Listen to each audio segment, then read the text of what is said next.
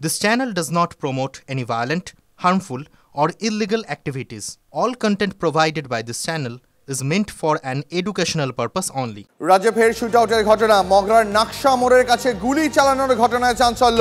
বাইকে করে মগরার দিকে যাচ্ছিলেন বিশ্বজিৎ দে ও মহিদুল ইসলাম। একটি গাড়ি তাদের ধাওয়া করে, সেই গাড়ি থেকেই বেশ কয়েক রাউন্ড গুলি চালানো হয় বলে অভিযোগ। মাসকট স্পিন কন্ট্রোল ল্যাবের পরীক্ষায় এটি প্রমাণিত। কেয়াসেট আলোপেক্স পেন্টা অ্যাক্টিভ নতুন চুল গজাতে সাহায্য করে, চুল পড়া বন্ধ করে। কেয়াসেট আলোপেক্স পেন্টা অ্যাক্টিভ 10 হেয়ার ফল প্রবলেমের একমাত্র সলিউশন। মহিদুলের পায়ে এবং বিশ্বজিতের হাতে ও পেটে গুলি লাগে। আহত অবস্থায় তাদের চুঁচুড়া ইমামবাড়া হাসপাতালে নিয়ে যাওয়া হয়। অবস্থার অবনতি হওয়ায় বিশ্বজিৎকে কলকাতায় নিয়ে আসা হয়। পুরনো শত্রুতার জেরেই হামলা, প্রাথমিক অনুমান পুলিশের। আরো একবার আপনাদের জানিয়ে রাখি, মগরায় প্রকাশ্যে শুটআউট। বিস্তারিত জানতে চলে যাব সহকর্মী আশিক ইনসানের কাছে। আশিক, এই মুহূর্তের বড় খবর, মগরায় শুটআউটের ঘটনা ঘটলো।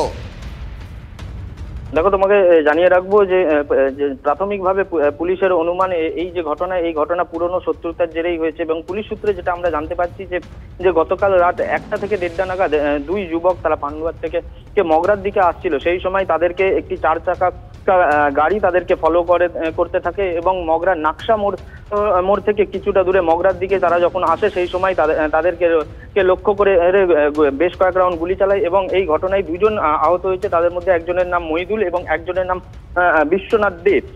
সেই দুজনের মধ্যে বিশ্বনাথের অবস্থা আশঙ্কাজনক হওয়ায় তাকে কলকাতার একটি বেসরকারি নার্সিং হোমে এই মুহূর্তে তার চিকিৎসা চলছে এবং মহিদুলের চিকিৎসা চলছে চুঁচুড়া ইমামবাড়া জেলা হাসপাতালে।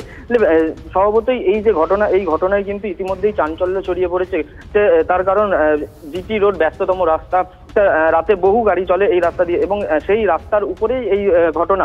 না, তবে পুলিশের যেটা প্রাথমিক অনুমান যে এই যে ঘটনা, এই ঘটনার পিছনে পুরনো একটা শত্রুতা রয়েছে এবং সেই কারণেই এই গুলির ঘটনা বলে মনে হচ্ছে। অনেক ধন্যবাদ আশিক। মানে পাড়াগত কিছু ব্যাপার হয়েছে নাকি?